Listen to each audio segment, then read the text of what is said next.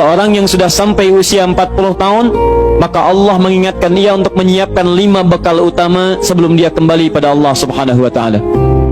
Hati-hati yang sudah sampai 40 tahun, jika Anda belum memiliki satu di antara 5 ini, Anda mesti khawatir. Dan ini peringatan dari Al-Quran. Baik, 1. Qala rabbi auzi'ni an ashkura ni'mataka allati an'amta alayya wa ala walidayya. Amanat pertama, kata Allah, dia mesti memperbanyak doa kepada Allah Subhanahu wa taala agar dibimbing.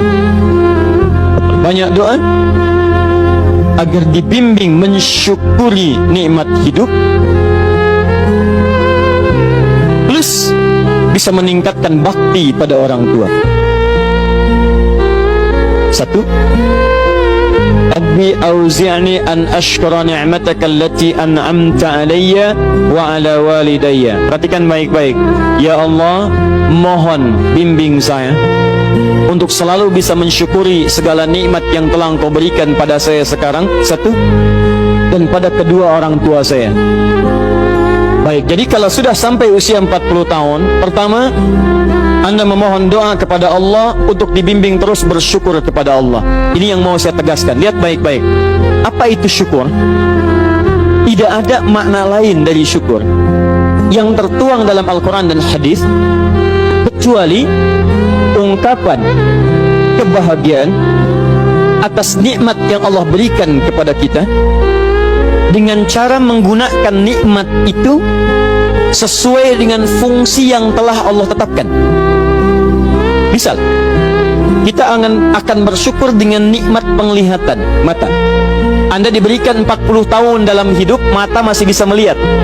Bagaimana mensyukuri nikmat mata? Kalau Anda ingin syukuri nikmat mata, maka yang paling singkat, gunakan nikmat mata ini sesuai dengan peruntukan yang telah Allah tetapkan. Fungsi yang telah Allah tetapkan. Apa fungsi mata? Masih ingat? Melihat yang baik-baik. Quran surah ke-24 ayat 30 untuk laki-laki, ayat 31 untuk perempuan. Qul lil mu'minina yaghuddu min absarihim. Katakan pada pria-pria yang merasa punya iman. Dengan iman itu dia yakin dengan akhirat. Wabil akhirati hum yuqinun. Karena yakin dengan akhirat dia sadar akan pulang dan dia tahu nikmat matanya akan ditanya oleh Allah Subhanahu wa taala. Katakan pada pria-pria yang yakin bahwa matanya akan ditanya oleh Allah. Quran surah ke-17 ayat 36. Innas sam'a wal basara wal fuada kullu ulaika kana anhu mas'ula. Setiap pendengaran Anda, penglihatan Anda, plus apa yang Anda fikirkan, satu saat akan ditanya, dipertanggungjawabkan di hadapan Allah Subhanahu wa taala. Karena itu kata Allah, katakan pada orang-orang yang yakin dengan itu semua, ghuddu min absarihim, matanya hanya boleh melihat yang baik-baik saja. Yang tidak baik, palingkan. Ibu juga sama, ayat 31-nya. Wa kullil mu'minati yaghdudna min absarihinna. Katakan pada perempuan yang merasa yakin dengan Allah, yakin akan pulang, yakin akan ditanya, matanya hanya boleh melihat yang baik-baik saja menurut Allah. Yang tidak baik, palingkan. Di ghaddul basar itu bukan nggak boleh lihat, Pak. Ghaddul basar itu silahkan lihat, tapi ketika yang dilihat tidak baik menurut Allah, maka palingkan dari itu semua. Ini tidak tepat, teman-teman sekalian. Anda hanya mengucapkan alhamdulillah ya, sampai sekarang penglihatan masih baik. Belum cukup. Baik itu dipakai lihat apa? Penglihatannya baik, tapi masalahnya yang dilihat baik tidak. Itu poinnya. Maaf, ada anak usia 4 tahun, Bu, Pak, tidak bisa melihat. Dalam tidak bisa melihatnya, dia masih mau menghafal Al-Quran. Namanya Mu'af. Tinggalnya di Asyut, adanya di Kaira, negaranya Mesir. Matanya nggak bisa lihat, tapi dia sampaikan pada bapaknya, Pak, saya ingin menghafal Quran. Saya ingin menghafal Quran. Kata bapaknya, kamu yakin? Saya yakin. Baik, keluarga sederhana, punya cuman motor yang sangat luar biasa tidak bagusnya. Dimodifikasi dashboardnya, menempuh jarak kisaran 20 km. Datang pada syekhnya, bapaknya kemudian membonceng, muadnya di belakang. Teman-teman sekalian, setiap berangkat datang pada syekh, dapat hafalan baru, bapaknya tulis ayatnya, disimpan di dashboardnya. Di jalan lihat ke sini, lihat ke jalan, lihat ke sini, lihat ke jalan. Muad bacakan ayatnya, bapaknya mendengarnya. Secara singkat, tiba-tiba setelah itu fasenya berakhir, jadilah anak ini hafal Quran. Yang ngantar belum hafal Quran, yang diantar nggak bisa lihat hafal Quran. Saking mudahnya Al-Quran, yang nggak bisa lihat bisa hafal Quran. tapi bapaknya dapat pahala dari transferan anaknya. Perhatikan baik-baik. Begitu dibacakan Qurannya, bagus makhrajnya, viral kisahnya. Begitu viral di Timur Tengah, datang reporter mewawancara. Pertanyaan pertama, kalau adinda diperkenankan oleh Allah untuk bermohon saat ini, apa yang mau dimohonkan kepada Allah? Reporter ini mengira dia akan meminta doa seperti ibunda Imam Al-Bukhari bermohon kepada Allah supaya Al-Bukhari disembuhkan dari butanya. Bu, Pak, Imam Al-Bukhari itu dulu buta. Butanya permanen.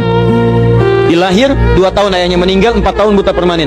Nanti ada satu kejadian di situ yang dengan kejadian itu ibunya berdoa kepada Allah, anaknya menghafal Quran sampai di surat Qaf ya, ayat ke-22. Anaknya murajaah ayat, ibunya memohon kepada Allah sambil menangis sambil tertidur sampai tertidur. Disitulah kemudian terjadi sesuatu yang luar biasa. Seketika Allah sembuhkan Al-Bukhari kecil, matanya bisa melihat kembali. Karena kajian kita bukan di sini, lain waktu nanti saya terangkan. Anda yang punya kitab Fathul Bari, Syarah Sahih Al-Bukhari, beli jilid pertama, kitab Muqaddimah, halaman 634, paling kiri, paragraf yang ketiga, baris 1 sampai dengan 9. Anda temukan kisahnya. Nah, reporter ini mengira ini Mu'adz akan minta kepada Allah seperti Al-Bukhari kecil memohon kepada Allah, matanya bisa melihat lagi. Ternyata lihat baik-baik. Kalau saya diperkenankan bermohon kepada Allah dan permohonan saya dikabulkan, maka pertama saya akan mohon kepada Allah untuk tetap membutakan mata saya sampai dengan kiamat. Ya Rabb, mohon butakan mata saya sampai kiamat, karena dengan buta mata ini saya bisa menghafal Quran. Saya takut ya Allah, kalau saya melihat lagi, mata saya melihat maksiat dan hilang Quran dari hafalan saya. Anda bisa bayangkan, anak kecil 4 tahun, mata nggak bisa lihat, digunakan menghafal Quran. Dan dia takut kalau melihat matanya dipakai maksiat. Antum dikasih 40 tahun, 40 tahun, lebih daripada 4 tahun, lebih dari 14 tahun, Anda sampai 40 tahun, dipakai mata, dipakai apa mata Anda sampai dengan hari ini? Berapa maksiat yang telah Anda kumpulkan dari mata Anda itu? Mungkin wajar, jangankan hafal, baca masih sulit, lihat mushaf masih enggan, membaca masih susah. Kalau Anda sulit berhadapan dengan Al-Quran dalam pandangan Anda, tanyakan pada diri Anda, dipakai maksiat apa mata ini selama ini?